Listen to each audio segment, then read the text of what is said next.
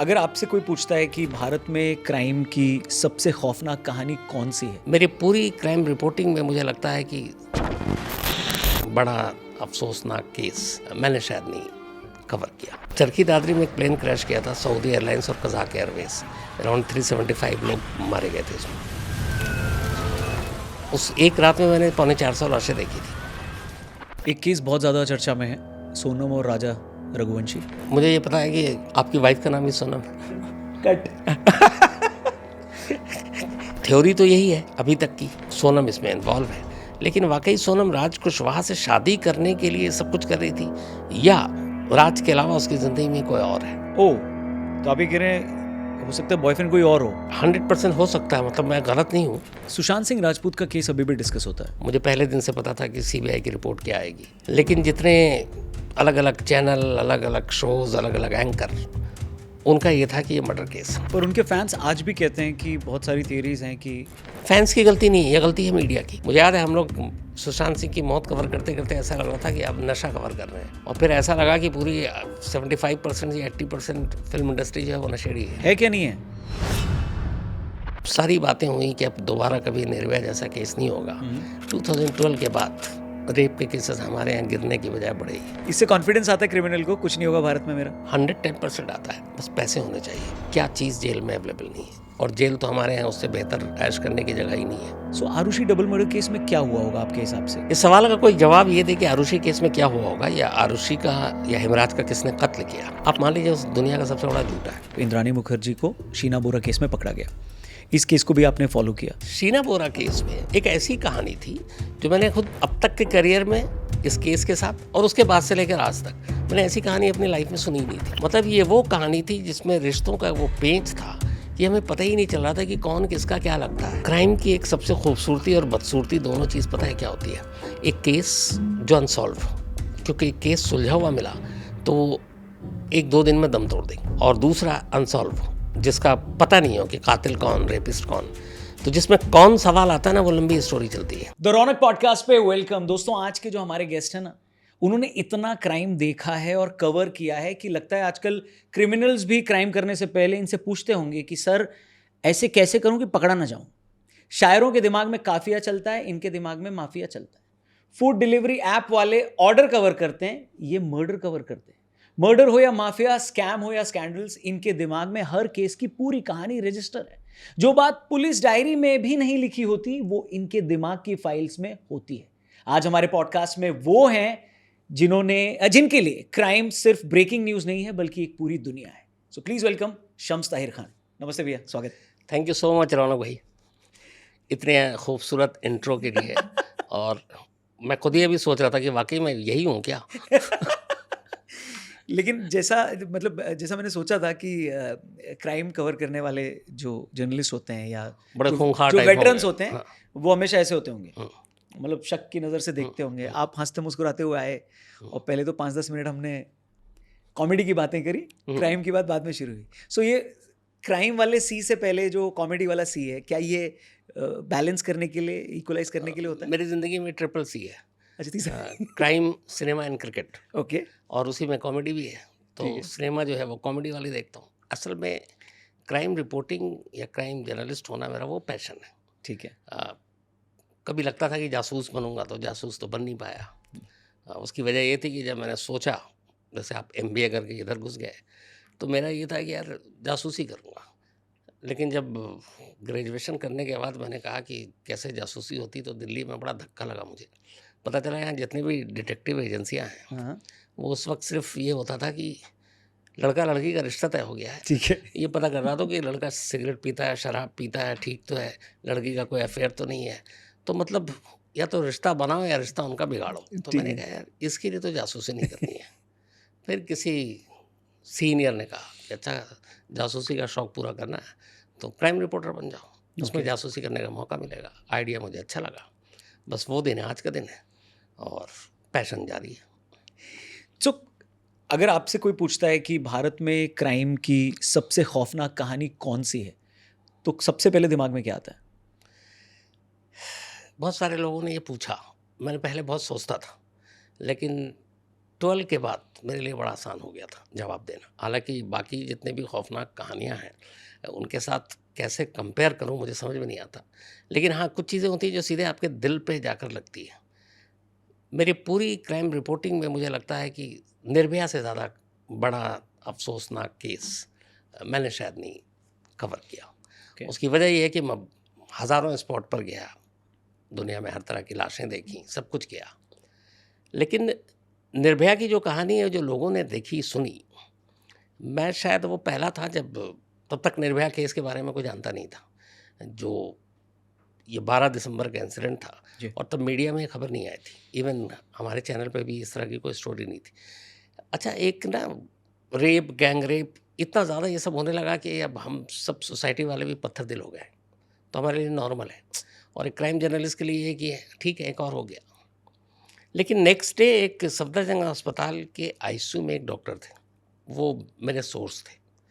तो उनका फ़ोन आया, यार अभी तक किसी मीडिया में इस तरह की कोई खबर नहीं आई। मैंने कहा क्या हुआ? बोले एक केस आया हुआ है, एक लड़की है और आईसीयू में है, पता नहीं है मुझे ज़िंदा बचेगी कि नहीं। मैं चाहता हूँ एक बार तू आ जा। शाम करीब 4 साढ़े 4 बज रहा था और मैं चला गया। जब आईसीयू में गया तो ज़ाहिर सी बात है वहाँ पे अब एंट्री है नहीं, बहुत सारी चीज़ें होती हैं। तो वो बाहर आए, लेकिन एक ग्लास से उन्होंने मुझे दिखाया कि वो देख, एक लड़की लेटी हुई है। उसका चेहरा नहीं, सिर्फ आँखें देख पाया मैं, जो आँखें बंद थी, और बाकी पूरे फेस पे भी पट्टी, पूरा जिस्म ढका हुआ था। उसके बाद उन्होंने उसी ग्लास के बाहर खड़े होकर जब मुझे उसकी कहानी सुनानी शुरू की, उसके ज़ख्मों की कहानी सुनानी शुरू की, तो आप यकीन मानो मैं खड़ा-खड़ा रो रहा था। फिर मैं वापस ऑफ़िस आया, वारदात के लिए स्क्रिप्ट लिखी और जितनी देर तक मैं स्क्रिप्ट लिख रहा था, मैं रो रहा था। मेरे 1-2 साथी ने भी कहा, "क्या हुआ?" मुझे खुद समझ में नहीं आया कि क्या हो रहा है। उसके बाद ये स्टोरी जब तक वो रही, फिर सिंगापुर गई, फिर वहाँ डेथ हुई, यहाँ आई। मतलब आगे 10, 12, 15 दिन तक ये हालत थी कि मेरे दिमाग पे असर कर चुका था। जबकि उस वक़्त तक कोई उसका असली नाम भी नहीं जानता था। मीडिया का दिया हुआ नाम है जी। निर्भया। बाद में पता चला, फिर पेरेंट्स से मिला। लेकिन ऐसा लगा था कि जैसे कोई अपनी फैमिली मेंबर है। और शायद मैं आज भी सोचता हूँ ऐसा मुझे क्यों लगा, क्योंकि मैंने हज़ारों ऐसी चीज़ें देखी हैं। मुझे लगा कि शायद जो पहले दिन उस डॉक्टर ने उसके ज़ख्मों की कहानी सुनाई थी ना, तब मुझे पहली बार ये एहसास हुआ था कि इंसान से बड़ा जानवर कोई नहीं है। क्योंकि जो भी आपने सुना, देखा, वो शायद 40-45% होगा। लेकिन एक्चुअल में जो निर्भया के साथ हुआ था, चूँकि वो डॉक्टर था, उसने देखा था, तो जिस तरीके से बता रहा था ना, उस दिन मुझे लगा था कि इंसान से ख़तरनाक कोई जानवर हो ही नहीं सकता। तो आज भी जब भी कोई ऐसी चीज़ याद आती है, इतने वक़्त बीत गए, लेकिन अगर उसके बारे में मैं सोचना शुरू कर देता हूँ जैसे अभी, जी। अपने आप इमोशनल हो जाता हूँ। और ये इतनी सारी स्टोरी के बीच में शायद और किसी के साथ इतना नहीं होता। सो आप पहले शख्स थे मीडिया से जिनको निर्भया के बारे में पता चला था? नहीं, खबर तो आ गई थी ऑलरेडी कि ये रात को हुआ है सब कुछ। लेकिन सफदरजंग अस्पताल में जाकर देखने वाला, क्योंकि तब तक ये थी नहीं, हम लोगों के लिए भी था कि ठीक है, एक रेप हुआ है। ठीक है। दिल्ली में एवरेज आप उठा लें तो मर्डर 5, 6, 7, 2-3 रेप होता रहता ना, तो क्राइम रिपोर्टर के लिए तो बड़ी आम बात होती है। तो निर्भया केस में कुछ ऐसा भी था जो मीडिया में नहीं आया लेकिन असल में कुछ और था? क्या नहीं, सारी चीज़ें सारी फैक्ट्स, चीज़ें सारी फैक्ट्स चीज़ें थी। और सारी ये बात में असल में ये निर्भया था जो मैंने अपने करियर में देखा, जो एक केस जिसने पूरे देश को एक किया था। वो कैंडल मार्च हो, इंडिया गेट, जंतर मंतर पे धरना प्रदर्शन, जिनका कोई लेना देना नहीं, वो लोग अपनी पूरी फैमिली के साथ जाकर उसमें शामिल हुए, है ना? तो वो एक डिफरेंट चीज़ थी। हालाँकि उसके बाद बहुत सारी राजनीति हुई, बातें हुई, कानून लाएँगे, ये लाएँगे। बट इस पूरे केस का सबसे अफ़सोसनाक पहलू ये है कि जब सारी बातें हुई कि अब दोबारा कभी निर्भया जैसा केस नहीं होगा, 2012 के बाद रेप के केसेस हमारे यहाँ गिरने की बजाय बढ़े ही। क्रिमिनल के माइंड में डर नहीं है या हम एग्जीक्यूट ठीक से नहीं करते जो बनाते हैं, प्लान करते हैं? डर तब होता है जब किसी क्रिमिनल को ये लगे कि अगर मैं क्राइम करूँगा, पकड़ा जाऊँगा, वहाँ तक तो ठीक है। उसके बाद 10, 15, 20, 25 साल तो झेल लूँगा, मुकदमा चलेगा, जेल है ही है। और जेल तो हमारे यहाँ उससे बेहतर ऐश करने की जगह ही नहीं है। ये हिंदुस्तान के किसी भी जेल को उठा लें। तो जिसके मन में ये खौफ है कि चाहे वो मर्डर करे या रेप करे और आराम से 15, 20, 25 साल, उसने ऐसा क्राइम किया जिसमें डेथ पेनल्टी तय है, लेकिन वो मिलेगा 25 साल बाद। तो 25 साल में तो आदमी पता नहीं उस दौरान में किसी बीमारी से भी मर सकता है। तो 25 साल की तो लाइफ उसको मिल गई, तो वो डरेगा क्यों? क्यों कानून से डरेगा? और यही वजह हमारे जो सिस्टम है, जुडिशियल सिस्टम, उसमें इतना लंबा वक्त लगता है कि फिर क्राइम करने के बाद डर या खौफ इसीलिए नहीं होता क्योंकि उसे पता है कि अगर आज एक किसी क्रिमिनल को ये पता हो, कातिल या रेपिस्ट को, कि मैं क्राइम करा और पकड़ा गया और सारे प्रूफ मिल गए, 6 महीने से 1 साल या 2 साल के अंदर मुझे फांसी पे लटका देंगे, आप देखना पूरा क्राइम का ग्राफ गिर जाएगा। क्यों? उन्हें पता है उसके बाद तो मैं मरना है मुझे 2 साल के अंदर। मौत से हर कोई डरता है, लेकिन जब ये आता है कि 20-25 साल देख लेंगे, तो क्यों डरे किसी से? मीडिया रिस्पॉन्सिबल थी उस टाइम पे, मतलब अच्छी रिपोर्टिंग कर रही थी मीडिया निर्भया के टाइम, या सेंसेशनलाइज किया था? और अफ़सोस की बात ये है कि अच्छी और बुरी नहीं, क्राइम रिपोर्टिंग के साथ एक शुरू से ही बड़ी अजीब चीज़ है, अफ़सोसनाक, कि उसको हमेशा बढ़ा-चढ़ा कर अलग-अलग एंगल से वो मनोहर कहानियाँ टाइप ज़्यादातर लोग पेश करना शुरू कर देते हैं। जबकि वो भूल जाते हैं कि जो उनकी स्टोरी है, जो उनकी रिपोर्ट है, वो विक्टिम फैमिली भी शायद देख रही हो। जी, अगर आप निर्भया की कहानी, निर्भया की फैमिली भी देख रही होगी। आप कोई भी एक इस कहानी उठा लें, क्योंकि क्राइम में है कि हर एक कहानी किसी एक फैमिली का दर्द है। तो अगर हर क्राइम जर्नलिस्ट ये सोचकर उस स्टोरी को प्रेज़ेंट करे, लिखे, दिखाए, शो बनाए या अखबार में लिखे कि ये उसकी फैमिली भी देख रही है, पढ़ रही है, तो शायद ये तमाशा ना हो। लेकिन अफ़सोस टीआरपी का खेल है, बाकी भी बहुत सारी चीज़ें हैं। तो और क्राइम ऐसा सब्जेक्ट है जो हर कोई देखना, सुनना, पढ़ना चाहता है। क्राइम में लोगों का इंटरेस्ट होता है, क्राइम की कहानियाँ में होता है, क्योंकि इसकी इंटरेस्ट की भी बड़ा अजीब-सी वजह ये है कि असल में हम जितने भी इंसान हैं, हम सब के अंदर एक क्रिमिनल बैठा होता है।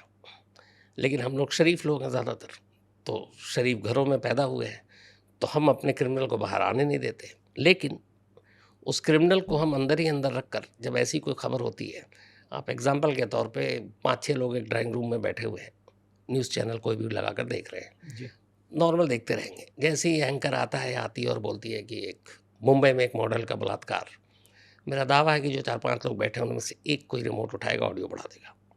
क्योंकि हमारे अंदर एक क्रिमिनल है। हम रेप तो नहीं कर सकते, लेकिन हमारे अंदर का जो क्रिमिनल बैठा हुआ है, वो ऐसी खबरें आती है तो उसको सुनना, देखना उसको अच्छा लगता है। फिर हम अच्छी सोसाइटी में बैठकर उसकी बुराई भी करते हैं, क्राइम रिपोर्टिंग की भी बुराई करते हैं। लेकिन हम लोग ऐसी चीज़ों को देखना, सुनना पसंद करते हैं। जबकि जो हार्डकोर क्रिमिनल है, वो उनका क्रिमिनल बाहर आ जाता है, फिर वो क्राइम करते हैं। तो बस यही फ़र्क है। वरना क्रिमिनल तो हर एक इंसान के, अगर हम यहाँ बैठे हुए हैं 1% का एक पल के लिए, आप मेरे बारे में कुछ बुरा सोचें या मैं आपके बारे में सोचूँ, उसी घड़ी हम में से कोई एक क्रिमिनल हो गया ना, क्योंकि हम उसके बारे में कुछ और सोच रहे हैं। जी। क्राइम रिपोर्टिंग सेम तरीके से होती पूरी दुनिया में? नहीं, इत्तेफ़ाक से मुझे देखने का मौका मिला है बाहर में भी। हमारे यहाँ जो बेसिक चीज़ें हैं, क्राइम सीन, जिसको प्रोटेक्ट करना।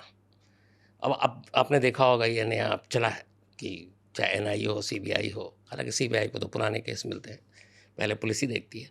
तो अब एक वो डू नॉट क्रॉस और ये टाइप की सारी चीज़ें लग जाती हैं। लेकिन कोई भी इसको फॉलो नहीं करता ना, सब क्रॉस करता है, अभी भी? अभी भी। तो बाकी के देशों में ये कि एक क्राइम सीन है, वहाँ पे सवाल ही नहीं है कि कोई एंटर कर जाए, क्योंकि सारे असली प्रूफ तो शुरुआत में वही मिलते हैं ना, चाहे वो फॉरेंसिक हो, फिर चाहे वो फिंगरप्रिंट्स हो, जितनी भी चीज़ें, और वो बड़ा मैटर करता है शुरुआत में ही। अगर वो सारे सबूत धुल गए, तो फिर क्रिमिनल के लिए तो फ़ायदा है। तो क्राइम सीन को प्रोटेक्ट करने के लिए हमारे यहाँ शायद उतनी ट्रेनिंग भी नहीं है। मतलब ऐसी-ऐसी जगह पे मैं बताऊँ, एक नाम नहीं लूँगा, इसी नोएडा की ही बात है, फेमस केस में। पहले दिन बहुत फेमस केस है, जब क्राइम जर्नलिस्ट, जितने क्राइम रिपोर्टर थे दिल्ली के हमारे, सब पहुँचे, उसमें मैं भी शामिल था।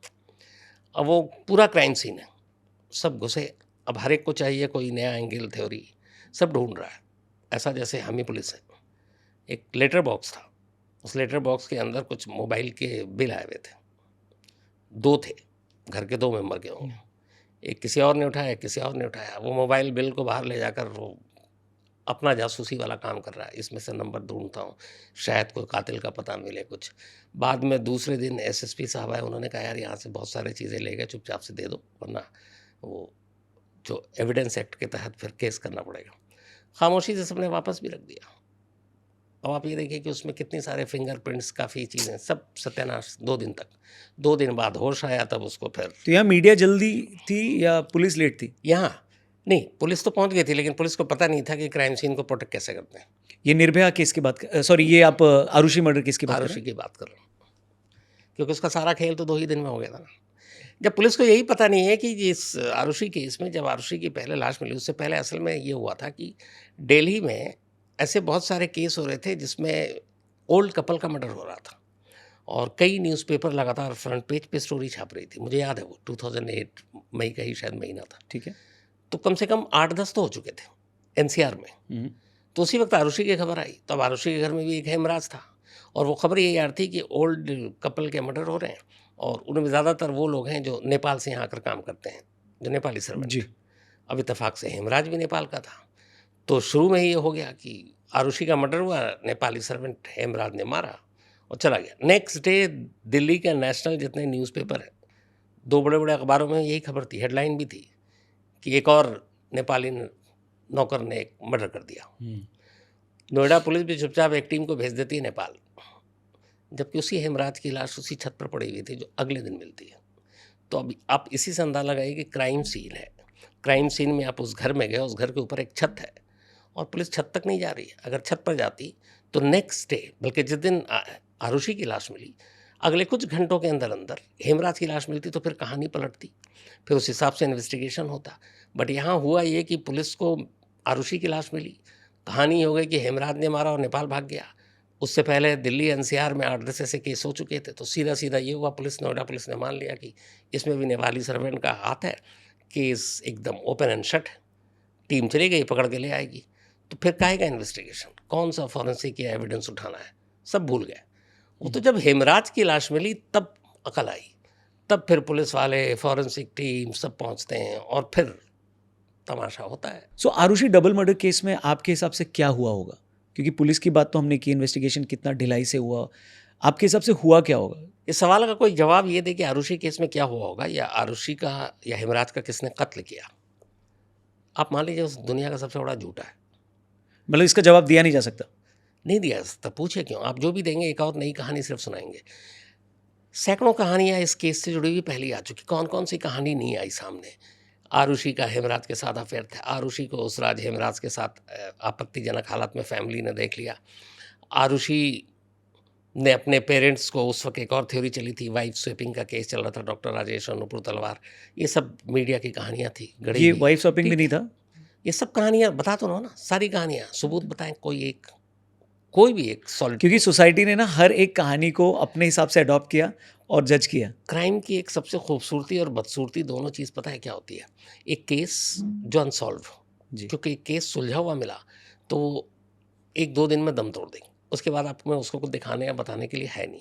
एक केस जो हाई प्रोफाइल हो गया, हाई प्रोफाइल भी कौन, मीडिया ही करता है, और दूसरा अनसॉल्व, जिसका पता नहीं हो कि कातिल कौन, रेपिस्ट कौन, तो जिसमें कौन सवाल आता है ना, वो लंबी स्टोरी चलती है। तो इसीलिए आरुषि में जो है, आरुषि इतनी लंबी क्यों चली स्टोरी ये हेमराज की, इस सिर्फ 2 वजह से। पहला ये कि ये पहला केस था जब ये आया कि मीडिया से जब खबरें आई कि आरुषि को माँ बाप नहीं मारा, जब डॉक्टर तलवार और नुपुर तलवार अरेस्ट हुए थे, पूरे देश में एक सवाल उठा कि क्या माँ बाप अपने बच्चे को मार सकते हैं? क्योंकि थप्पड़ मारना अलग चीज़ है, जान से मारना। छोटे छोटे बच्चे उस वक्त अपने माँ बाप से डरने लगे थे, पूछते थे कि क्या मम्मी पापा मार देते हैं? ये वो सवाल था जिसने इस केस को जिंदा रखा 50 दिन तक, और इस सवाल का जवाब हर कोई जानना चाहता था कि वाकई आरुषि के कातिल उसके माँ बाप हैं, और जवाब कोई था नहीं। कहानियां बेशुमार आ रही थी। उसके बाद क्या हुआ?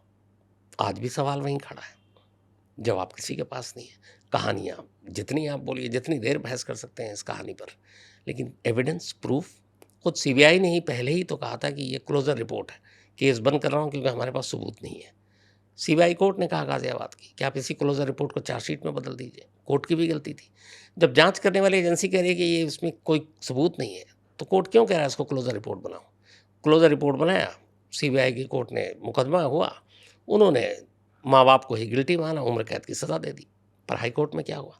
इलाहाबाद हाई कोर्ट ने बाकायदा सीबीआई के लोअर कोर्ट को लताड़ा, कहा कि आपने सिर्फ कहानियों के ऊपर फैसला सुना दिया, प्रूफ कहाँ है, सबूत कहाँ है? कहानी से अदालतें नहीं चलती, ना सजाएं सुनाई जा सकती। इलाहाबाद हाई कोर्ट ने दोनों को बरी कर दिया। आज 10 साल से ऊपर हो गए, मामला सुप्रीम कोर्ट में है क्योंकि सीबीआई ने चैलेंज किया है, लेकिन सबूत कहाँ है? दोनों माँ बाप बाहर हैं। आरुषि हेमराज का कातिल कौन है, कोई नहीं जानता। आपकी इन्वेस्टिगेशन कहाँ पे अराइव हुई थी, कहाँ पे जाके रुकी थी? मुझे ज़ाहिर सी बात है कि मैं ये इस पोजीशन में नहीं कि मुझे लगे कि कौन कातिल हो सकता है, कहानियाँ अलग-अलग थी। बट हाँ, मेरी एक थी जिसको सीबीआई के उस वक्त के कई अफ़सर जो जाँच में लगे थे, उनसे भी मेरी बहस हुई। नोएडा पुलिस से भी हुई शुरुआत में। हालाँकि नोएडा पुलिस की जो थ्योरी थी, वही सीबीआई ने सेम कहानी सुनाकर इस केस को अदालत में पेश किया था। मेरी सिर्फ़ एक चीज़ थी जिसके मैंने जवाब उन लोगों से पूछा भी था, जवाब नहीं मिला। वो ये थी कि ये जो पूरी थ्योरी है कि माँ-बाप ही कातिल हैं, उसकी एक वजह थी, सिर्फ़ एक वजह। वो ये थी कि उस घर में आरुषि के उस रात 4 लोग थे, चारों ज़िंदा सोए थे। डॉक्टर राजेश तलवार, नुपुर तलवार, आरुषि और हेमराज। सुबह 2 मुर्दा मिलते हैं, 2 ज़िंदा उठते हैं।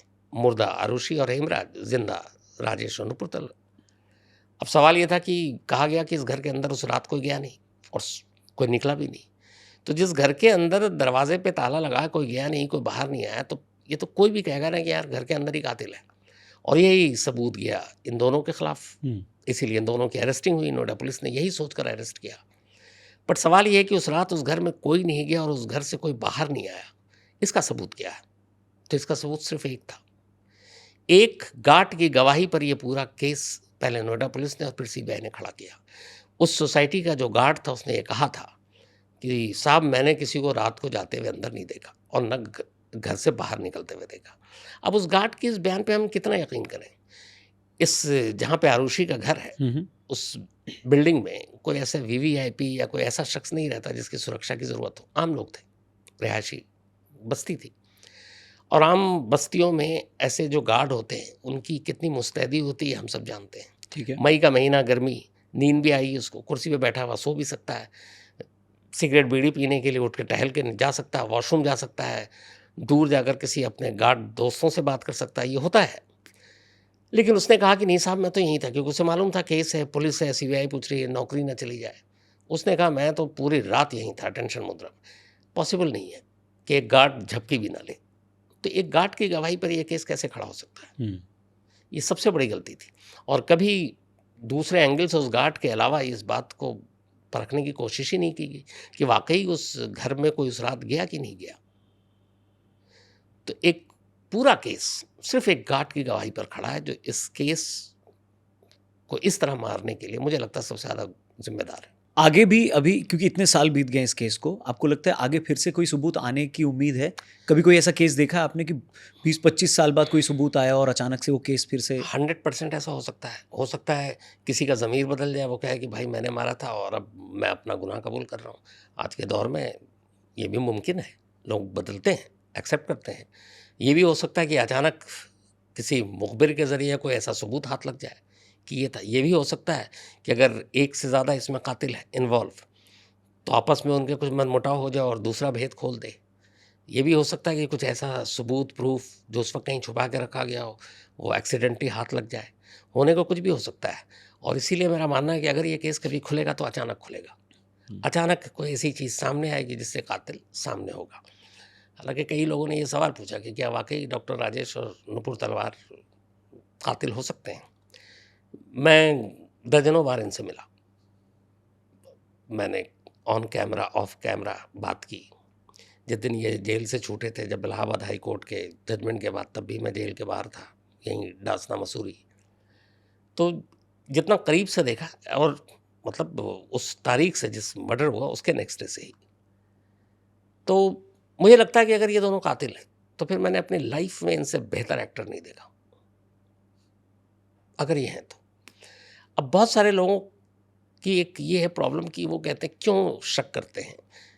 जैसे मेरे बहुत सारे जानने वाले, मेरी फैमिली वालों ने एक सवाल ही बार बार पूछा, मेरे दोस्तों ने भी, यार यही कातिल हो सकते हैं माँ बाप। मैंने कहा क्यों? इकलौती बेटी थी, मर गई, एक बार भी कभी रोते हुए नहीं देखा इन दोनों को कैमरे पर।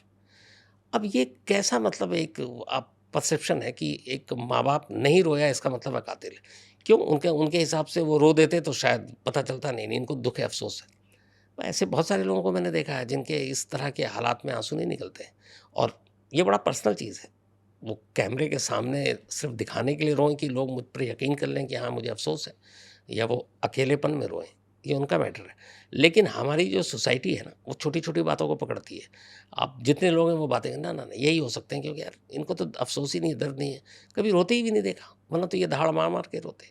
जब वो छूटे तो आपकी बात हुई उनसे, क्या क्या कहा उन्होंने? नॉर्मल हमेशा बात हुई, शुरू से जब भी बात क्या कहते थे जनरली वो? हुई, हमने कुछ नहीं किया और हम खुद चाहते हैं कि आरुषि और हेमराज के कातिल पकड़े जाएं, हमें इंसाफ मिले। ये पहले दिन से उनकी लाइन थी और ये भी था कि सच ज़रूर सामने आएगा। यहाँ तक कि उनका ये भी कहना था कि मतलब आपको शक है इन पे, जैसे कृष्णा और बाकी लोग जब पकड़े गए थे सबके नार्को वार्को भी हुआ था, उन्होंने कहा मैं कह नहीं सकता। या तो ये भी होता ना कि कह देते कि ये लोग थे पक्का, बट नहीं कह सकता। मतलब कभी किसी के ऊपर इस तरह से शक भी नहीं जताया। तो अब चूंकि वो बाहर हैं, क्या वो इसको परस्यू कर रहे हैं? क्या वो चाहते हैं इंसाफ हो? क्या उसके लिए कोई कदम उठा रहे हैं वो लोग? इनके हाथ में नहीं है ना। इलाहाबाद कायदे से ये दोनों इस वक्त बरी हैं। ठीक है। इलाहाबाद हाईकोर्ट ने दोनों को बरी कर दिया। अब बरी करने के बाद चूंकि सीबीआई ने इस केस को क्लोजर रिपोर्ट फाइल की है। फाइल की, सीबीआई इस केस को लड़ रही है सरकार की तरफ से, हाँ। तो अब उस फैसले को चैलेंज किया सीबीआई ने सुप्रीम कोर्ट में कि इलाहाबाद ने हाई कोर्ट ने बरी कर दिया, हम इसके खिलाफ हैं, तो इसको आप देखें। देखें। तो अब इसमें राजेश तलवार क्या करेंगे और उनकी वाइफ भी कुछ नहीं करेंगी। अब सीबीआई का काम है चैलेंज किया तो सबूत दो कि ये दोनों कातिल हैं, और नहीं है तो फिर चुपचाप बैठे रहो। तो अभी तक तो है नहीं, क्योंकि इतने साल तो हो गए, सुप्रीम कोर्ट में ये केस वैसे ही पड़ा हुआ है और ये वैसे ही पड़ा रहेगा। माँ बाप का बच्चे को मारना, ये एक थियरी या इससे जुड़ा केस एक और आया जब इंद्राणी मुखर्जी को शीना बोरा केस में पकड़ा गया। इस केस को भी आपने फॉलो किया, सिमिलैरिटी दिखी आपको इसमें, या जब पता चला तो क्या आपको, क्योंकि फिर से लोग बोलने लगे कि एक और कातिल माँ बाप आ गए? बिल्कुल डिफरेंट केस था दोनों। इसमें सिमिलरिटी इसलिए नहीं थी कि यहाँ पे सीधा सीधा एक माँ बाप और एक बेटी के रिश्ते की कहानी थी। शीना बोरा केस में ये एक ऐसी कहानी थी जो मैंने खुद मतलब अब तक के करियर में इस केस के साथ और उसके बाद से लेकर आज तक मैंने ऐसी कहानी अपनी लाइफ में सुनी ही नहीं थी। मतलब ये वो कहानी थी जिसमें रिश्तों का वो पेंच था कि हमें पता ही नहीं चल रहा था कि कौन किसका क्या लगता है। कि इंद्राणी मुखर्जी की एक ही वक्त में शीना बोरा बेटी थी, इंद्राणी मुखर्जी की एक ही वक्त में शीना बोरा साली भी थी, इंद्राणी मुखर्जी की एक ही वक्त में जो उनके हस्बैंड और उनका जो बेटा था, मतलब पीटर मुखर्जी और एक और उनका जो पीटर मुखर्जी की पहली वाइफ से जो बेटा था, तो वो दोनों कज़न भी थे, मतलब भाई बहन थे, स्टेप बल्कि ब्रदर सिस्टर। एक ही वक्त में दोनों फियांसी भी थे, रिलेशनशिप में तो भी कुछ थे। समझ ही में नहीं आ रहा था। कायदे से पीटर मुखर्जी की शीना बोरा बेटी थी, लेकिन इंद्राणी मुखर्जी ने उसे अपना बहन बनाकर मिलाया था, तो वो साली भी हो गई। तो यहाँ रिश्तों का ऐसा घालमेल था कि मैंने ऐसी स्टोरी तो कभी सुनी ही नहीं थी कि ये हो क्या रहा है। वो तो समझने में खुद को मतलब काफ़ी वक्त लगा। अच्छा, हम लोग चूँकि न्यूज़ चैनल में हैं तो बोलना पड़ता है लाइव जी। अब इतने सारे रिश्ते थे कि मैं जनरली कभी नोट करके कुछ नहीं बोलता हूँ। इसमें मुझे पहली बार पेपर बनाना पड़ा कि अच्छा शीना बोरा किसकी क्या लगती है। एक एक के साथ कई कई रिश्ते थे ना, तो उसको रटने रटाने में 2-3 दिन लग गए, तब रिश्ता समझ में आया था। पर इसकी इन्वेस्टिगेशन सही तरीके से हुई थी? सही तरीके से हुई। रिवील लेकिन कैसे हुआ फर्स्ट टाइम कि ये क्राइम हुआ है? कहते हैं कि एक लेटर आया था गुमनाम, जो उस वक्त मुंबई के पुलिस कमिश्नर थे राकेश मारिया, हाँ। और उस लेटर के बाद से ये खुला और फिर ये हुआ कि एक ड्राइवर जो था उसको उठाया गया, फिर उससे पूछताछ हुई, फिर वहाँ जो मुंबई से दूर वो इलाका था जहाँ जली हुई लाश मिली थी, जी। तो वहाँ तक पहुँची। पर इसमें कहते हैं कि कोई इंटरनल आदमी था जिसने मुखबिरी की थी, इन्हीं ग्रुप में से किसी एक ने। इंद्राणी और पीटर मुखर्जी के ग्रुप से। हालांकि एक थ्योरी तो ये भी है कि खुद पीटर मुखर्जी ने ही शायद बताया था, कितना सही मालूम नहीं, लेकिन ये उस वक्त थी एक।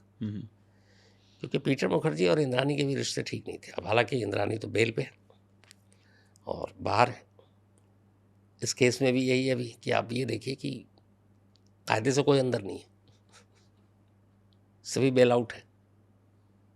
और ये वो केस था जब कितने दिनों तक सुर्खियों में रहा। तो जो शुरू में मैंने कहा था ना कि अदालत जुडिशल सिस्टम, अब एक ऐसा केस जो 15-15 दिन तक हेडलाइन से नहीं उतर रहा है, अब उसमें ये है कि अभी तक कोई फैसला नहीं है और सब बेल आउट है। तो कंक्लूजन कुछ निकला नहीं इससे? कंक्लूजन तो ये है कि इंद्राणी मुखर्जी ने ये सब कुछ कराया। पीटर मुखर्जी को पता था कि कत्ल हुआ है, वो बराबर के इसमें जुर्म में शरीक हैं, और वो ड्राइवर इसमें इन्वॉल्व था। जो एक्स हस्बैंड था उसका रोल नहीं था, लेकिन अभी तो कोई फैसला ही नहीं आया ना।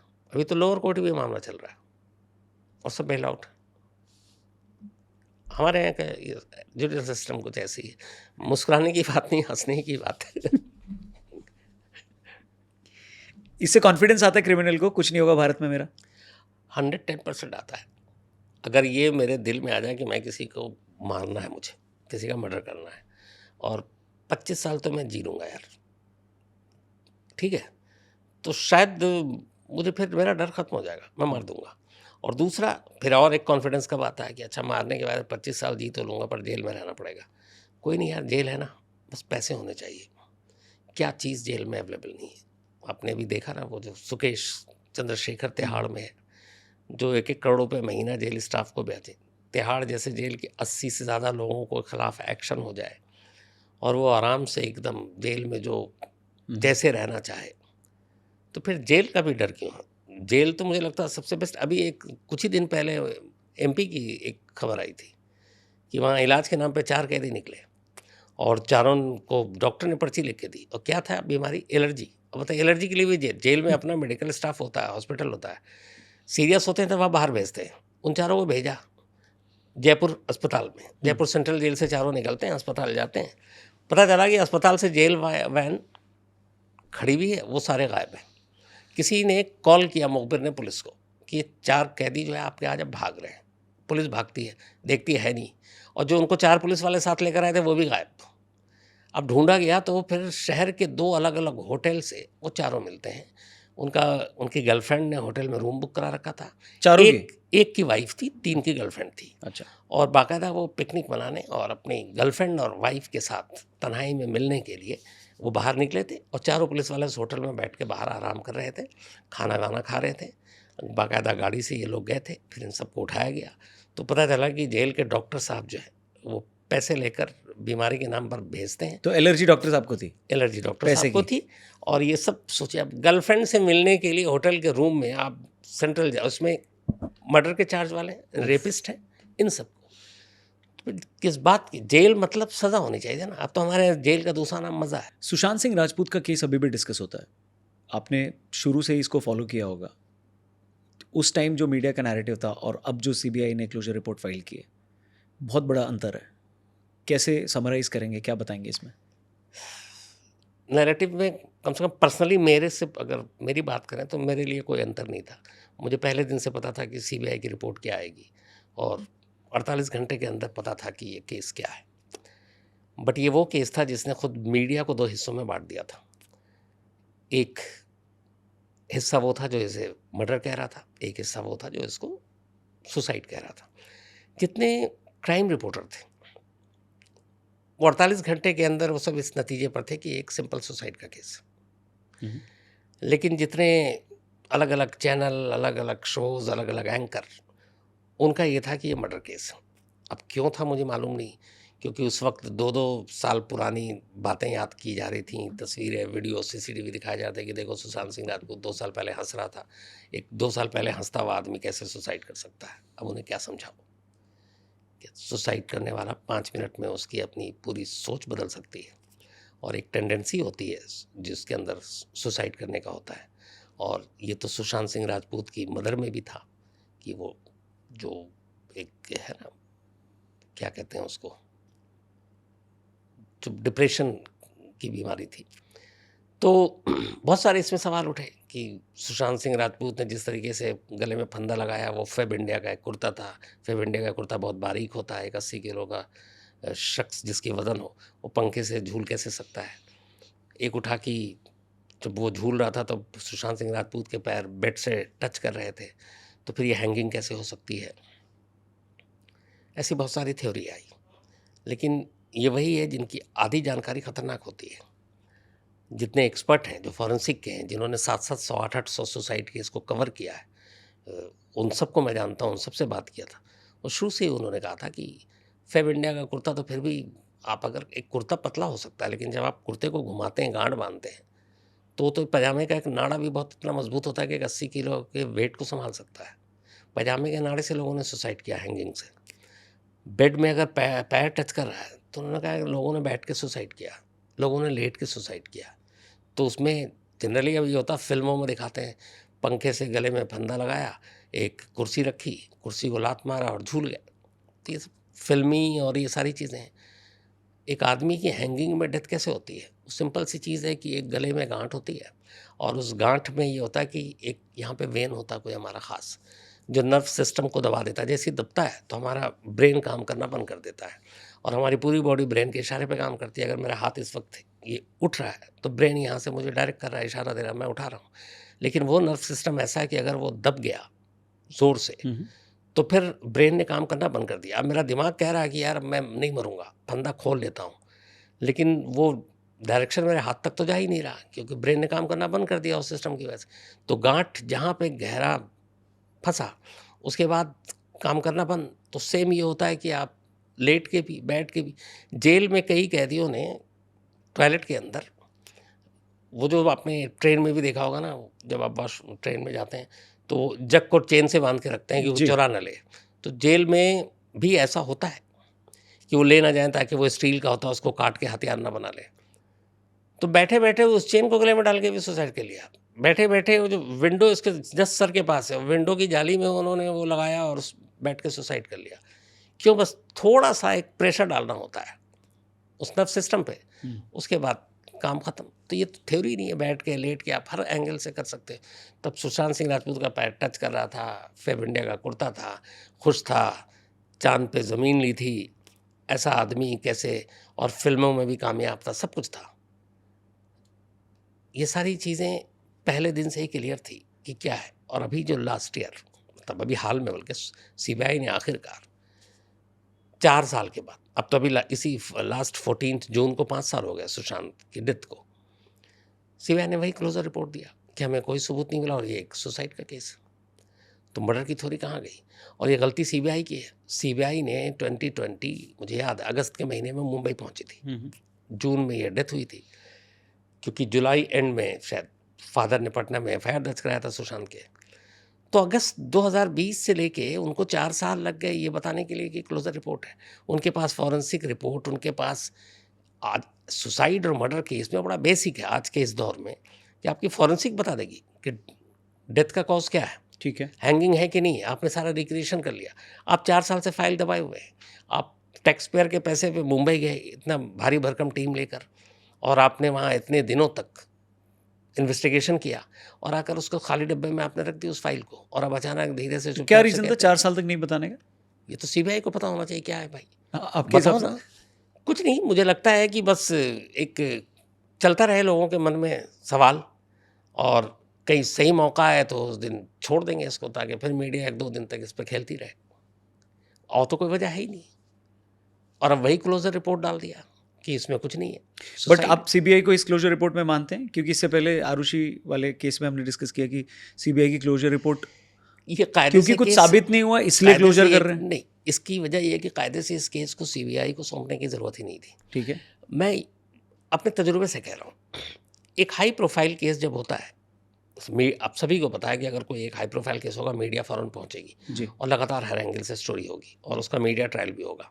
सुशांत सिंह राजपूत एक आम आदमी नहीं था, एक एक्टर, और एक ठीक ठाक अच्छा एक्टर है ना, और एक अच्छी फ़ैन फॉलोइंग। बल्कि मैंने खुद जब धोनी वाली फिल्म देखी थी, पहली मेरी वही फिल्म थी, और मैं फ़ैन हो गया था सुशांत सिंह राजपूत का। एक बार मेरी मुलाकात हुई, एक मुलाकात हुई थी, तो मैं फ़ैन था उस धोनी के रोल को प्ले करने की वजह से।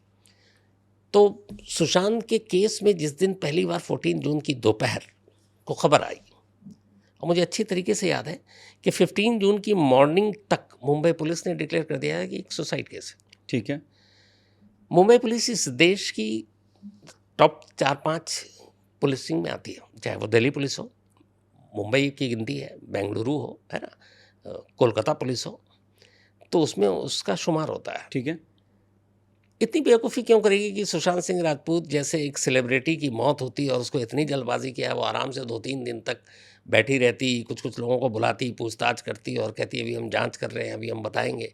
तो उनको इतनी जल्दी क्लोज करने का मतलब क्या था? क्यों डिक्लेयर किया? इसलिए कि शुरुआती सारी रिपोर्ट, मेडिकल रिपोर्ट, सारी चीज़ें ये गवाही दे रही थी कि ये मामला किस चीज़ का है। और ये भी देखिए कि चलिए मुंबई पुलिस को जो लोग उँगलियाँ उठाते हैं, मैं उनको डिफेंड नहीं कर रहा हूँ, मैं तो सिर्फ प्रूफ के साथ बात कर रहा हूँ। 14 जून को ये इंसिडेंट हुआ, 15 जून तक लगभग ये हर जगह पे ब्रेकिंग न्यूज़ और सब आ गया था कि सुशांत सिंह राजपूत ने खुदकुशी की है। बल्कि 14 जून को ही शाम को आ गई थी ये खबर। अब उसके बाद 16-17 के बाद ये स्टोरी लगभग गायब हो जाती है, क्योंकि एक केस था और ये भी हुआ कि सुसाइड किया है, उसका तो गायब। 36 दिन के बाद अचानक ये केस दोबारा तब जिंदा होता है जब पटना में सुशांत सिंह राजपूत के पिता पटना की पुलिस स्टेशन में एक एफआईआर लिखाते हैं। कमाल ये है कि लोग भूल जाते हैं, उस एफआईआर में भी उन्होंने ये नहीं लिखा कि सुशांत सिंह राजपूत का मर्डर हुआ और मर्डर की जांच होनी चाहिए। उन्होंने लिखा है कि ये अबेटमेंट ऑफ सुसाइड का केस है, सुशांत सिंह राजपूत ने खुदकुशी की लेकिन उससे खुदकुशी के लिए उकसाया गया, ये है कंप्लेंट, और इसीलिए वो सीबीआई जांच की मांग करते हैं। तो उन्होंने भी मर्डर का तो कहीं जिक्र किया नहीं। ठीक है। अब उसके बाद ये केस दोबारा जिंदा होता है, फिर तो बिहार सरकार सीबीआई जांच कर ऑर्डर देती है, उधर बिहार पुलिस की एक टीम मुंबई पहुंचती है, कोरोना था, मुंबई पुलिस उसको रोक देती है और हंगामा होता है। फिर बिहार पुलिस की टीम को जनरल सुलह के सुशांत के घर पहुंच जाती है। उसके बाद तो फिर जो शुरू होता है तमाशा, शायद हाल के वक्त में इस केस से ज़्यादा तमाशा मीडिया में और किसी और केस में नहीं हुआ। पर उनके फैंस आज भी कहते हैं कि बहुत सारी थियरीज हैं कि फैंस की गलती नहीं है, ये गलती है मीडिया की, जिसने एक Okay. परसेप्शन बनाया। शुरू से जिस तरीके से दिखाया गया कि ये एक बटा हुआ है दो खेमे में, एक है सुसाइड है, एक मर्डर है। तो जिस तरीके से जितने एंगल से हो सकता था मर्डर मर्डर मर्डर, अब लोगों की गलती ये नहीं है, लोगों को ये होता है कि जो कहानी आप सुनाते हैं और बार बार सुनाते हैं तो उन्हें लगता है यही सच है, और जब आप उस कहानी का दूसरा पहलू अचानक ले आते हैं कि नहीं वो जो हमने पहले सुनाया वो गलत है, ये सही है, तो वो मानने को तैयार नहीं है। तो फिर तो ये कहते हैं कि पुलिस सीबीआई की तरह ये मीडिया वाले भी बिक गए हैं, झूठ बोल रहे हैं। तो यही सुशांत सिंह राजपूत के केस में हुआ, क्योंकि शुरू से ही अलग अलग एंगल से मर्डर मर्डर मर्डर की बातें की गई। तो अब डिस्क्लोजर रिपोर्ट में भी कोई मानने को तैयार नहीं है। सो दिशा सालियान की जो मृत्यु हुई थी उसको भी इससे जोड़कर देखा जा रहा है। उस वक्त बताया तो नहीं, जैसे आरुषि केस में था, इसमें सारी कहानी है। दिशा सालियान क्या उसके साथ जोड़ा गया, एक्स मैनेजर थी, दिशा सालियान की भी मौत सस्पिशियस थी। बट ये फिर लोग भूल जाते हैं कि दिशा सालियान की फैमिली ने उस वक्त मीडिया के लोग गए थे और ये कहा था हाथ जोड़कर कि प्लीज़ हमें बख्श दीजिए, हम कोई रिपोर्ट नहीं लिखा रहे, मेरी बेटी ने सुसाइड किया है। अब कौन माँ बाप जिसकी बेटी या बच्चे का कत्ल हो और वो कहे कि नहीं आप सुसाइड लिखो? क्योंकि उसमें ये थियरी है कि क्योंकि बड़े पॉलिटिशियंस का दबाव था। तो वही सेम जो मैंने बताया ना, आरुषि टाइप से इसमें सारी कहानियाँ थी। पर फिर दिशा सालियान केस में क्या हुआ, उनके पेरेंट्स ने तो शुरू में मीडिया में आया भी, मुझे याद है हम लोगों ने भी ये स्टोरी की कि नहीं बख्श दीजिए और हमें कोई डाउट नहीं है, हमारी बेटी ने सुसाइड किया था या एक्सीडेंटल डेथ था। क्योंकि शमसर यहीं पर जनता ये कहती है कि क्योंकि वो किसी के दबाव में ये कह रहे हैं कि हमको कुछ नहीं अब इसमें आगे परसू करना है, क्योंकि पॉलिटिशियंस का दबाव है और कुछ राजनेताओं का नाम भी उसमें आया है। देखिए हर जो बड़ी स्टोरी होती है ना उसके साथ अलग अलग एंगल बहुत सारे आते हैं। अब जैसे इसमें आया फिर वो आदित्य ठाकरे, फिर दिशा सालियान, इसमें भी कहानी है, उसी से कम कहानियाँ नहीं है। फिर ये हुआ कि ये लोग कहीं पार्टी कर रहे थे, फिर कुछ लड़कियों की बातें आई, फिर नेपोटिज्म की बातें आई, कितनी सारी कहानियाँ थी। और सबसे ज़्यादा जिसका कैरेक्टर असिस्टेंशन हुआ वो रिया चक्रवर्ती थी कि उसने क्या क्या किया, सब कुछ है ना। और फिर क्या हुआ, इसी केस से जुड़े हुए फिर ड्रग्स का एंगल आया। जब एनसीबी पहुंची, ये वो केस था सुशांत सिंह राजपूत का कि जिसमें पहले मुंबई पुलिस, फिर सीबीआई आई, इसके बाद नारकोटिक कंट्रोल ब्यूरो आई, फिर बीच में आएगी ईडी भी आएगी, ठीक है। तो कितनी सारी एजेंसियां एक साथ एक केस में कूदी हुई थी। अब एनसीबी कहाँ से ये पूरा डायरेक्शन चेंज होता है। आपने देखा होगा कि मुंबई में, मुझे याद है हम लोग सुशांत सिंह की मौत कवर करते करते ऐसा लग रहा था कि अब नशा कवर कर रहे हैं। रकुल प्रीत सिंह, सोहा अली खान, देन दीपिका पाडुकोन, सारे एक एक करके बुलाए जा रहे थे पूछताछ करने के लिए, और एनसीबी की टीम थी वहाँ जिसको लीड करने के लिए बाकायदा सीनियर अफसर गए हुए थे। और हम लोग लगातार उनके टच में थे। और फिर ऐसा लगा कि पूरी 75% या 80% फिल्म इंडस्ट्री जो है वो नशेड़ी है क्या नहीं है? ये तो वही लोग बताएंगे साहब, मुझे तो पता नहीं है क्योंकि तो अब क्या हुआ, उस सारे ड्रग्स, फिर रिया चक्रवर्ती, कि आज 5 साल इसको भी हो गए ना। इन 5 सालों में उस वक्त जो ड्रग्स के सारे केसेस थे, चलिए सुशांत की क्लोजर रिपोर्ट तो सीबीआई ने डाल दी कि भाई ये मर्डर नहीं है, बट इन लोगों को जिन जिन को उठाया गया था, बुलाया गया, लंबी लंबी पूछताछ हुई, घंटों पूछताछ हुई, और बेचारे हम जैसे सारे क्राइम रिपोर्टर वहाँ धूप में खड़े हुए हैं, बारिश में भी, कि कुछ होगा कुछ होगा। 5 साल हो गए, एक भी जेल गई है गया, एक के खिलाफ कोई अदालत से फैसला आया, एक को सज़ा हुई, कहाँ है ये केस, कौन पूछेगा? और ये सीबीआई एनसीबी की टीम सब जो ट्रैवल करती है, जाती है फ्लाइट से, होटलों में रहते हैं, इनको पैसे कहाँ से मिलते हैं? इस देश की जो 30-32 या 35 करोड़ टैक्स पेयर हैं, इतनी ही है ना, उन्हीं के टैक्स से तो ये पैसे मिलते हैं ना। तो अगर 15-15, 20-20 दिन तक आप लोग डेरा डाले हुए हैं, अंजाम क्या है? उस ड्रग्स केस का क्या हुआ? कोई सवाल पूछे, जवाब दें एनसीबी आज। सीबीआई 5 साल तक क्यों बैठी हुई थी? जवाब दे सीबीआई भाई, आपने डेडिकेटेड टीम लगाई, क्या हुआ? तो वही है ना कि ये सारी चीज़ें तो हम लोग असली सवाल तो पूछते नहीं है, जहाँ तमाशा होता है उस तमाशे से रिलेटेड सारे सवाल कर लेते हैं। तो कुल मिलाकर इस केस का भी आश्रय वही है। एक केस बहुत ज़्यादा चर्चा में है, सोनम और राजा रघुवंशी। क्या वो क्लियर है कि किसने किसको मारा, या इसमें भी अभी मीडिया का सर्कस चल रहा है? मुझे ये पता है कि आपकी वाइफ का नाम ही सोनम है और प्यार से आपको घर में राजा बुलाते हैं क्या, राजा साहब? नहीं, मजाक नहीं कर रहा हूँ। कट बंद करो मोदी जी। नहीं नहीं, ईमानदारी से, अच्छा है ना, फैक्ट है ना। अरे रे बाप। तो अब तक आप पूछने से इतना जानना है कि इस इंसिडेंट के बाद इस नाम से अब भी उतना ही प्यार या थोड़ा डर लगता है? नहीं, प्यार पहले से भी प्यार था सर, पहले से भी है ना। तो बस यही जज़्बा कायम रखिएगा। अब डबल हो गया, अब तो रोज दिन भर दिन बढ़ रहा है वो। यही जज़्बा कायम रखिएगा, बाकी तुम मन्ना जीना सब ऊपर वाले के हाथ में। नहीं, मेरे को ये बताइए कि कहते हैं ना संगति का असर पड़ता है, तो इतना क्राइम और क्रिमिनल्स को आपने देखा, सुना, पढ़ा है, आपको भी मन करता है कभी? मैं सच बताऊं, ये मेरा पेशा है, पैशन है, जुनून है, दिल से मैं कॉमेडियन हूँ। तो मैं जब तक ये करता हूँ, घर से ऑफिस या फिर रिपोर्टिंग, ये शूट जो भी है, तब तक उसमें पूरी तरह से इन्वॉल्व होता हूँ, 100% देने की कोशिश करता हूँ। और जैसे ही अब ख़त्म हो गया और अब घर जाना है, तो मैं भूल जाता हूँ कि मैं हूँ कौन। मैं उस वक्त सिर्फ एक मामूली सा शम्स। गन वगैरह नहीं रखी आपने लाइफ में? कभी नहीं। मैंने कभी, आप यकीन नहीं मानेंगे, बचपन से आज तक मैंने किसी पे हाथ नहीं उठाया। ओके बल्कि ये है कि मेरी वाइफ छिपकली से बहुत डरती है, ओके तो उसने 2-3 बार घर में मर्डर किया छिपकली का, और मैं हमेशा उससे लड़ जाता हूँ कि यार भगा दो, मारो मत। लेकिन वो पता नहीं उसको क्या हो जाता है, और मैं सिहर उठता हूँ। तो मेरे मतलब अजीब कंट्रास्ट है लाइफ का, कि दुनिया के सबसे खूंखार चीज़ें सब कुछ देख चुका हूँ, लेकिन सबसे ज़्यादा डरपोक भी हूँ। मैं एक ज़माने में कब्रिस्तान और शमशान जाने से डरता था, सीरियसली बता रहा हूँ, मैं नहीं जाता था। जब चरखी दादरी में एक प्लेन क्रैश किया था, सऊदी एयरलाइंस और कज़ाक एयरवेज, अराउंड 375 लोग मारे गए थे उसमें, मैं उसको कवर कर रहा था। उस एक रात में मैंने 3.25 लाशें देखी थी, और कैसी कैसी लाशें हो सकती हैं, मतलब आप इमेजिन नहीं कर सकते। मैंने पेड़ पे भी लटकी हुई लाशें देखी, सर किसी का, अगर पेट के किसी का, हाथ कहीं, और सब कुछ। और उसके बाद से फिर मुझे कब्रिस्तान शमशान जाने से डर नहीं लगा, क्योंकि मेरा डर उस दिन वो सारी चीज़ें देखकर दूर हो गया।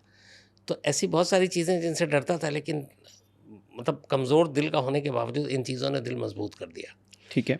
लेकिन हाँ, घर में कदम रखने से पहले मैं कोशिश करता हूँ ये सारी चीज़ों को बाहर छोड़ दूँ। सोनम की बात पर वापस आते हैं। हाँ, आप सोनम ने ही कत्ल किया राजा रघुवंशी का, ये एस्टैब्लिश हो गया?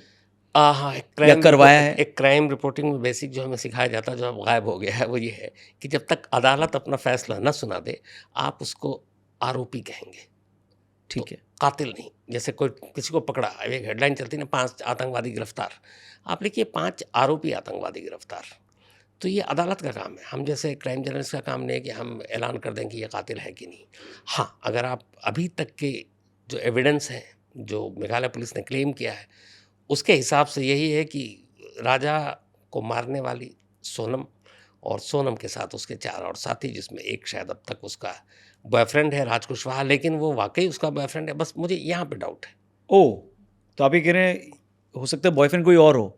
100% हो सकता है, मतलब मैं गलत नहीं हूँ। और मुझे ये है कि ये अभी तक के जो एविडेंस है, जो भी मैंने मेघालय पुलिस से भी बात की, बाकी से भी बात हुई, जो एविडेंस देख रहा हूँ, जो 23 मई जिस दिन ये मर्डर हुआ उस दिन के जो फुटेज हैं, जो कैमरे में कैप्चर हैं, वो तीनों कातिल भी दिख रहे हैं कि फ्रेम में उस मर्डर से 3 घंटे पहले का वो वीडियो है, जो किसी एक शख्स ने गलती से उसके कैमरे में शूट, जो वो क्लाइम कर रहे हैं ना, हाँ, जो क्लाइम कर रहे हैं, ट्रैकिंग के टाइम पे। तो उसमें फासला जो है, तीनों कातिल पहले आते हैं उसके कैमरे में और वो ऊपर चढ़ रहे हैं। उसके ठीक 20 मिनट के बाद सोनम और राजा पीछे पीछे चल रहे हैं। तो तीनों कातिल 20 मिनट आगे आगे चल रहे थे और ये 20 मिनट पीछे पीछे, और उसके लगभग 3 घंटे के बाद ये मर्डर होता है। तो और वो तीनों कातिल जो हैं कई जगह पे फ्रेम में कैप्चर भी हुए हैं, सोनम के साथ भी देखे गए हैं। तो थ्योरी तो यही है अभी तक की, कि जो इंट्रोगेशन में उन्होंने बताया कि ये प्लान किया था मारने के लिए और सोनम इसमें इन्वॉल्व है, लेकिन वाकई सोनम राज कुशवाहा से शादी करने के लिए सब कुछ कर रही थी, या राज के अलावा उसकी ज़िंदगी में कोई और है और राज सिर्फ एक ढाल था या एक मोहरा था। ये मुझे लगता है अभी शायद हो सकता खुले, और अगर कोई और नहीं था तो फिर क्लियर है केस कि इश्क में एक और कत्ल। हमारे देश में जल्दी जज कर लिया जाता है। हाँ, इस पे बड़ी फेमस एक लाइन है कि जब गलती आपकी होती है तो आप वकील बन जाते हो, जब दूसरे की होती है तो जज बन जाते हो। हाँ, तो इसमें सबसे जल्दी नॉर्थ ईस्ट को जज कर लिया गया है कि भाई सेफ नहीं है, वहाँ नहीं जाना चाहिए, मेघालय में चीज़ें सही नहीं हो रही हैं। तो जब तक सोनम पकड़ी नहीं गई तब तक आपकी रिपोर्ट क्या कहती थी? क्या सचमुच सोनम को किडनैप कर लिया गया है, दूसरे देश लेकर जाया गया है, या आप वेट कर रहे थे कि अभी और सबूत आएंगे? मीडिया क्या मान रही थी? देखिए, मुझे ये नहीं सोचा था कि इसको दूसरे देश ले जाएंगे, क्योंकि मेघालय में जिस जगह ये हुआ और जिस जगह बल्कि बॉडी मिली थी राजा की 2 जून को, वहाँ से बांग्लादेश से लगने वाला इंटरनेशनल बॉर्डर 20 या 22 किलोमीटर की दूरी पर था। ठीक है। और इत्तेफाक की बात यह है कि 8 मई को ही मेघालय के जो एसडीएम या डीएम है, उन्होंने एक एडवाइजरी जारी की थी कि कुछ बांग्लादेश से बॉर्डर क्रॉस करके कुछ असामाजिक तत्व यहाँ आ सकते हैं, लूटपाट कर सकते हैं, है ना, क्राइम कर सकते हैं, इसलिए वहाँ पे कर्फ्यू लगा रखा। ठीक है। अगले 2 महीने के लिए, रात से लेकर सुबह तक। और जब ये दोनों गए थे तब भी नाइट कर्फ्यू जारी था उस ऑर्डर के हिसाब से, एडवाइजरी के हिसाब से। लेकिन ये कि वो आए और किडनैप करके ले जाएं, ऐसा मुश्किल था। फिर दोनों गायब कहाँ हैं? तो मेरा ज़्यादातर ये था कि वो जो पूरा चेरा पूंजी का इलाका है, वहाँ गहरी गहरी खाइयाँ हैं और हादसा कुछ भी हो सकता है। लेकिन जब राजा की लाश मिली तब भी मुझे ये था कि दोनों साथ में थे, तो हो सकता है राजा की लाश मिली और आसपास कहीं, मतलब एक डर यही था कि शायद सोनम की भी बॉडी ना मिल जाए। दूर दूर तक मैंने ही कम से कम ये नहीं सोचा था कि सोनम इस तरह से ये केस खुलेगा। बल्कि मैं सच बताऊं, मैं तो अपने शो में लगातार दुआएं मांगता था कि सोनम कम से कम सुरक्षित और जिंदा लौट आए।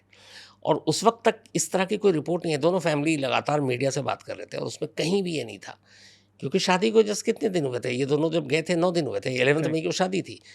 और अब तो है ना कि 23 मई को ही मर्डर हुआ है, नहीं शादी के 12वें दिन मार दिया था। तो दोनों फैमिली बहुत अच्छी बातें कर रही थी, दोनों फैमिली, शादी बहुत अच्छी हुई थी और सोनम को लेकर कोई इस तरह की बात कहीं से नहीं आई थी। तो एक होता है ना कि जबरन शादी हो गई, कोई मनमुटाव हो, कोई झगड़ा हो, कोई अफेयर की कहानी हो, ये कुछ भी नहीं आई थी। 2 जून तक दोनों फैमिली की तरफ से सिर्फ अच्छी अच्छी बातें हो रही थी। बल्कि दूसरी फैमिली भी, जब राजा की फैमिली भी, जब राजा की लाश मिली उसके बाद भी सोनम के लिए दुआएं कर रहे थे। लेकिन जब 8 मई की रात गाजीपुर से जब सोनम मिलती है, 8 जून, हाँ 8 जून को कहानी पलट जाती है। मैं खुद ही उस दिन शॉक था, क्या जिसके लिए मैं अब तक जिंदा और सुरक्षित लौटने के लिए दुआएं मांग रहा था, लोग दुखी थे कि ये जिंदा क्यों है। और मैं सच में उस दिन शॉक था कि मतलब, हालांकि कई बार खुद ही सोचता हूँ कि भरोसा उठ चुका है बहुत सारी चीज़ों से, बट फिर उस दिन भी लगा कि नहीं यार, सच में उठ गया है भरोसा। तो अभी शादी करने का सही माहौल है यंगस्टर्स के लिए? क्योंकि हमारे स्टूडियो में भी कुछ लोग आपको ऐसे देख रहे हैं कि सर ने इतना क्राइम कवर किया है, बता दें लड़की देख के कि कहीं हमारे साथ क्राइम तो नहीं हो जाएगा। हमारे ऑफिस में कई लड़के हैं जो आजकल कह रहे हैं कि सर शादी करनी चाहिए कि नहीं करनी चाहिए।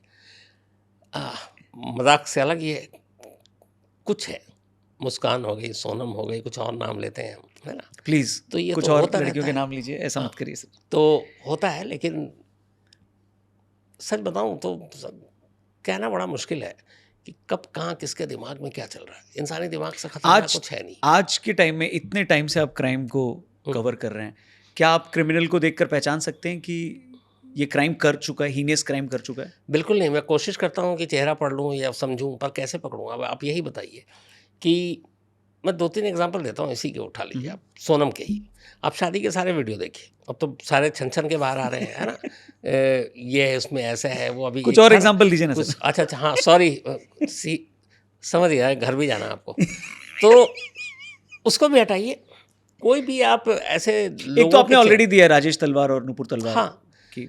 चेहरा देख के वो प्रोफेशनल लोग होते हैं ना शायद, वो जो कहते हैं, वो लोग तो बता सकते हैं, नहीं बता सकते। मैंने ऐसे-ऐसे अपनी लाइफ में स्टोरी कवर की है। दिल्ली की एक कहानी थी, एक हस्बैंड का मर्डर हुआ था और उसकी शादी को भी ज़्यादा दिन नहीं हुए थे, 2-3 शायद महीने ही हुए थे।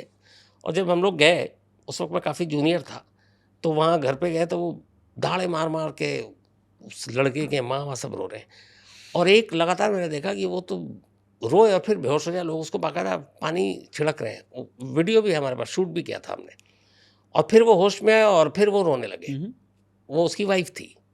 मतलब हमारा दिल हम लोगों का सबका पसीज गया था कि यार बताओ, अभी 3 महीने में बेचारी विधवा हो गई और सब कुछ। दूसरे दिन वो थाने में बैठी हुई थी और वही कातिल थी। अब उसको देख के जो मैंने फिर शो भी बनाया था कि 24 घंटा पुराना वीडियो और अब ये थाने में। और जब थाने में बैठी हुई थी तो ऐसा लग रहा था कि जैसे उससे खतरनाक कोई है ही नहीं। उसके चेहरे पे कोई भाव नहीं, मतलब उसको कोई फ़र्क नहीं, कोई मतलब नहीं, कोई मलाल नहीं, अफ़सोस नहीं और डर भी नहीं।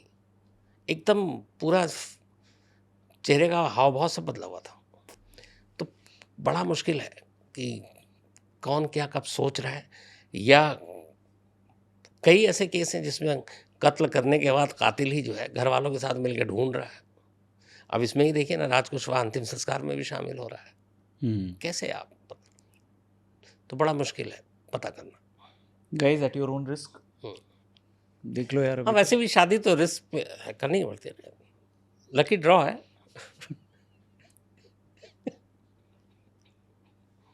सर अक्सर ये इल्ज़ाम लगाया जाता है कि जो वीआईपी केसेस होते हैं या वीवीआईपी केसेस होते हैं वहाँ पर सबूतों को मिटा दिया जाता है। फॉरेंसिक्स में भी आप मैनिपुलेट कर देते हो, तो ये आपने बहुत बार देखा होगा, इल्ज़ाम देखे होंगे या? फॉरेंसिक या कोई भी चीज़ जो होती है, उसका यूज़ कौन करता है? इंसान।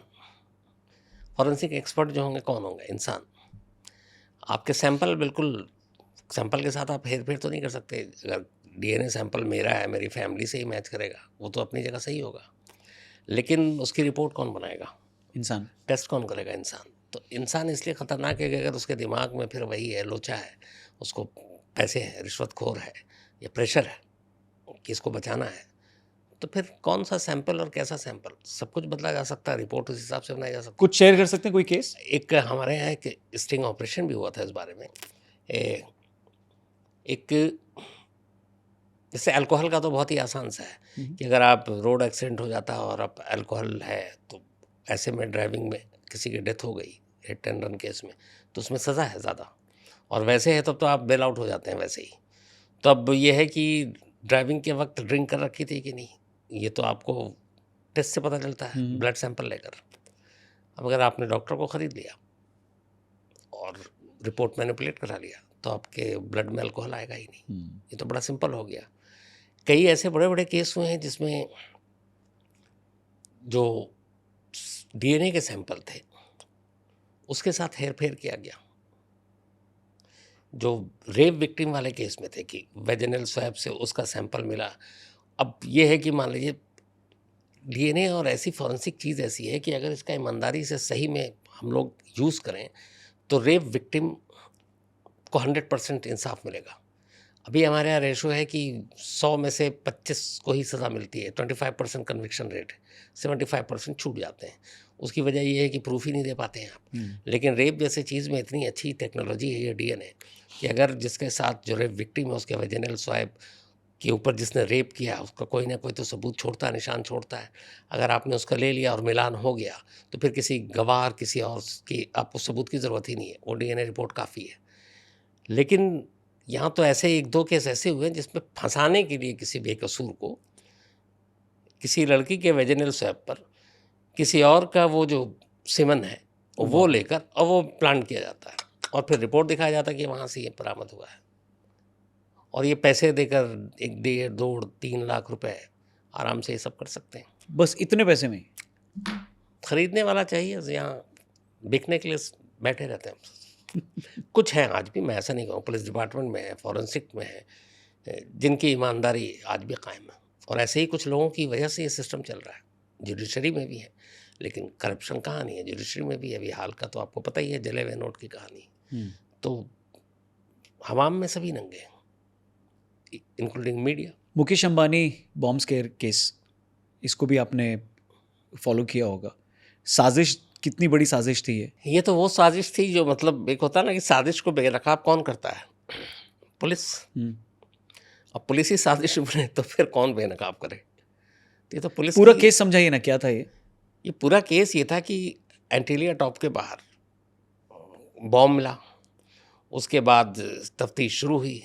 एक नए पुलिस वाले आए थे जिनको अब फिर से शोहरत, पद, दौलत सब चाहिए था, तो उनको ये हो रहा था कि कुछ बड़ा करो। तो अब इस देश के सबसे बड़े अमीर आदमी के घर के बाहर का कोई केस हो, कोई बॉम्ब मिले और उसको सुलझाएं तो होगा ना फिर। तो इत्तेफाक से बॉम्ब रखवाया गया, फिर पकड़ाया गया, लेकिन गलती हो गई कि सीसीटीवी कैमरे में कैद हुआ और जिस शख्स की गाड़ी थी, जिस शख्स के ज़रिए ये सब कुछ हुआ, जब पुलिस वहाँ तक पहुँच गई, क्योंकि उनको ये था कि हम ही सब संभाल लेंगे, क्योंकि हम ही एक ही एजेंसी होंगे, हम ही संभालेंगे, हम ही बॉम्ब रखेंगे, हम ही इन्वेस्टिगेट करेंगे, हम ही पकड़ेंगे, हम ही संभाल लेंगे।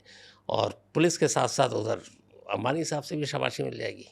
लेकिन जब बात पहुंच गई कि ये गाड़ी का पीछा करते करते टोल प्लाजा से लेके ये कौन, और जिस बंदे को सारी सच्चाई पता थी उसे शामिल किया गया था, और ये कह कर कि देखो हम तो पुलिस वाले हैं, कुछ नहीं होगा, तो उसे डर लगा कि वो तो खोल देगा।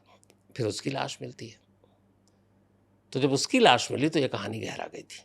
इसके बाद फिर जांच हुई तो फिर खुद पुलिस वाले ही निकले। बताइए, वहाँ के क्राइम ब्रांच वाले ही।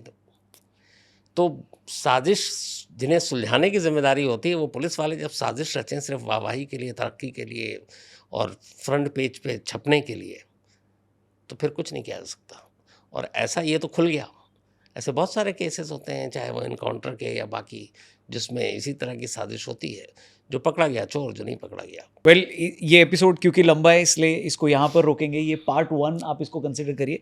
नेक्स्ट पार्ट और भी इंटरेस्टिंग इसलिए होने वाला है क्योंकि क्राइम रिपोर्टिंग करते करते कब आपकी सर पे, आपकी कनपट्टी पे आईसिस वाले बंदूक रख देते हैं और कब आपको किडनैप कर लिया जाता है, ऐसी बहुत सारी स्टोरीज़ हैं जो शम्स ताहिर खान के साथ हुई हैं। इन्होंने एक्सपीरियंस किया है। जब आप इराक में थे तब की बात है, राइट? जी। तो उसके बारे में नेक्स्ट एपिसोड में बात करेंगे। और भी केसेस हैं जिसके बारे में आपसे समझने की कोशिश करेंगे कि कैसे उसे अंजाम तक पहुंचाया गया, या अभी भी वो लटके हुए हैं, अभी भी उससे जुड़े जो चीज़ें हैं वो अभी भी भटकी हुई हैं। So thank you for watching this episode. अपने दोस्तों से इसे ज़रूर शेयर करिए और नेक्स्ट पार्ट भी ज़रूर देखिए। Thank you. दाऊद जिंदा है आपके हिसाब से? दाऊद की मौत हो और वो ज़्यादा दिन तक छुप जाए, मुझे नहीं लगता कि ये मुमकिन है। कभी कोई धमकी भरा कॉल या कुछ आया आपको कि ऐसे रिपोर्टिंग मत करो या ऐसे क्राइम मत दिखाओ हमारा? एक बार हुआ था, फ़ोन छोटा शकील का। ओह, लॉरेंस बिश्नोई की क्या कहानी है? लॉरेंस को लॉरेंस बिश्नोई बनाने वाला जेल, और वो भी तिहाड़ जेल। तो जब आप इराक गए थे और आईसिस के टेररिस्ट ने आपको, बस वो आपको मारने ही वाले थे, क्या था वो किस्सा? वो आंखों के सामने नारंगी रंग का कपड़ा, बस ये चल रहा था कि ये गला काटेंगे, गोली मारेंगे सर पे, जिंदा जलाएंगे या बॉम्ब से उड़ाएंगे, कुछ पता नहीं। फिर इराक नहीं गए आप उसके बाद? नहीं, जाना भी नहीं चाहता।